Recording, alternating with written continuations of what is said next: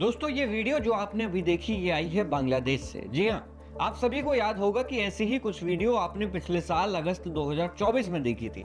उस वक्त बांग्लादेश की तत्कालीन प्रधानमंत्री शेख हसीना को जबरदस्ती जनता विद्रोह के नाम पर हटा दिया गया था और तब से अब तक वहां नोबेल पुरस्कार विजेता मोहम्मद यूनुस का शासन चल रहा है। शेख हसीना भागकर भारत में रह रही हैं, लेकिन एक बार फिर से बांग्लादेश से ऐसी वीडियो सामने आ रही है जिनमें सड़कों पर प्रदर्शन और आगजनी की जा रही है। तो क्या इसका मतलब ये है कि बांग्लादेश में एक बार फिर से अशांति आ सकती है?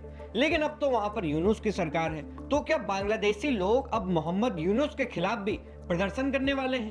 क्या वहां पर फिर कोई नई सरकार आएगी? और इन सब घटनाओं का भारत पर क्या असर पड़ेगा? दोस्तों ये सारी बातें आज हम इस वीडियो में करने वाले हैं, तो चलिए वीडियो को शुरू करते हैं।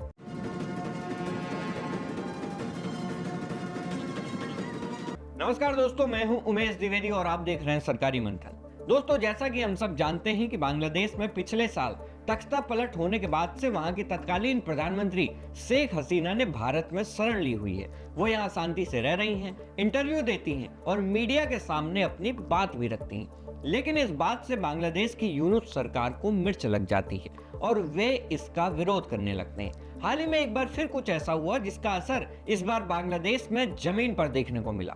अभी तक भले ही शेख हसीना कई बार भारत से अपनी बात रखती रही हैं, लेकिन इस बार उन्होंने कुछ ऐसा कह दिया जिसे सुनकर बांग्लादेश में हजारों लोग सड़कों पर उतर आए। अब यहाँ एक बात ध्यान देने की है कि ये लोग जो सड़कों पर उतरे हैं ये शेख हसीना के खिलाफ नहीं बल्कि मोहम्मद यूनुस के खिलाफ उतरे हैं। दरअसल शेख हसीना ने भारत में एक टीवी चैनल को दिए इंटरव्यू में मोहम्मद यूनुस को खूब खरी खोटी सुनाई। उन्होंने कहा कि बांग्लादेश में शासन कर रही मोहम्मद यूनुस सरकार बहुत खराब है, वो चरमपंथी लोगों की मदद कर रही है। सरकार के नाम पर चरमपंथी संगठन हिज्ब उत तहरीर असल में सत्ता चला रहा है। उन्होंने कहा कि जो 2024 में छात्रों का आंदोलन हुआ था वो पहले शांत था, लेकिन बाद में उसमें दंगाई शामिल हो गई और उन्होंने पूरा माहौल खराब कर दिया। उन दंगों में 1400 लोग मारे गए थे, लेकिन यूनुस सरकार सिर्फ 800 लोगों के मरने की बात करती है और इसकी जांच होनी चाहिए। दोस्तों इस इंटरव्यू के सामने आते ही बांग्लादेश की यूनुस सरकार भड़क गई और बांग्लादेश के विदेश मंत्रालय ने तुरंत ढाका में स्थित भारतीय उप उच्चायुक्त पवन बधे को तलब कर दिया।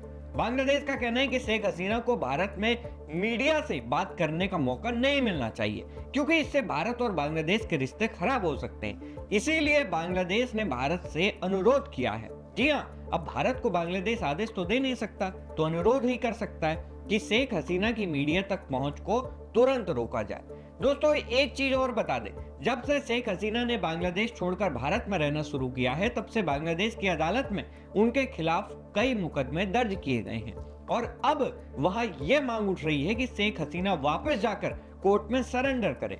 लेकिन शेख हसीना भले ही बांग्लादेश में ना हो, लेकिन उनकी पार्टी अवामी लीग और उसके कार्यकर्ता तो वहां मौजूद हैं। इसीलिए गुरुवार को हसीना और उनकी पार्टी अवामी लीग ने पूरे बांग्लादेश में एक देशव्यापी लॉकडाउन का आह्वान किया था। इसका मकसद उनके खिलाफ मुकदमों का विरोध करना था। ढाका समेत कई शहरों में स्कूल ऑनलाइन कर दिए गए, परिवहन ठप रहा और सुरक्षा बलों की तैनाती करनी पड़ी। धीरे धीरे लोग सड़कों पर इकट्ठा होने लगे।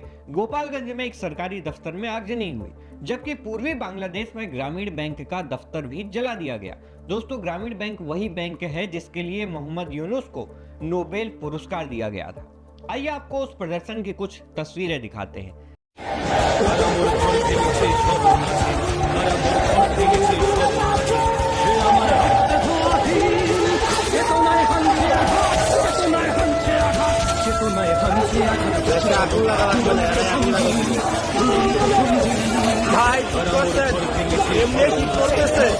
दोस्तों शेख हसीना के समर्थन में शुरू हुए इन प्रदर्शनों से अब ये कयास लगाए जा रहे हैं कि अगर मोहम्मद यूनुस की सरकार आम चुनाव नहीं करवाती है तो बांग्लादेश में एक बार फिर से अस्थिरता आ सकती है, क्योंकि बांग्लादेश की सेना भी मोहम्मद यूनुस को अल्टीमेटम दे चुकी है। इन्हीं सब चीजों को देखते हुए मुख्य सलाहकार मोहम्मद यूनुस ने गुरुवार को राष्ट्र को संबोधित करते हुए कहा कि फरवरी 2026 में स्वतंत्र और निष्पक्ष चुनाव कराए जाएंगे। साथ ही जुलाई चार्टर पर जनमत संग्रह भी होगा जो 2024 के विद्रोह को संवैधानिक मान्यता देगा। लेकिन जिस तरह से बांग्लादेश के चुनाव आयोग ने शेख हसीना और उनकी पार्टी अवामी लीग का रजिस्ट्रेशन रद्द कर दिया है, उसके मद्देनजर वो ये चुनाव नहीं लड़ सकती। जब तक कि चुनाव आयोग उनका फिर से रजिस्ट्रेशन बहाल नहीं करता। फिलहाल तो उनकी बांग्लादेश वापसी मुश्किल लग रही है, लेकिन अब यह देखना होगा कि आवामी लीग के समर्थक कैसे बांग्लादेश के हालात को बदलते हैं और अपने नेता को, शेख हसीना को वापस लाते हैं। दोस्तों, अपनी राय इस मुद्दे पर हमें कमेंट बॉक्स में जरूर बताएं। मैं हूं उमेश द्विवेदी और आप देख रहे थे सरकारी मंथन। नमस्कार।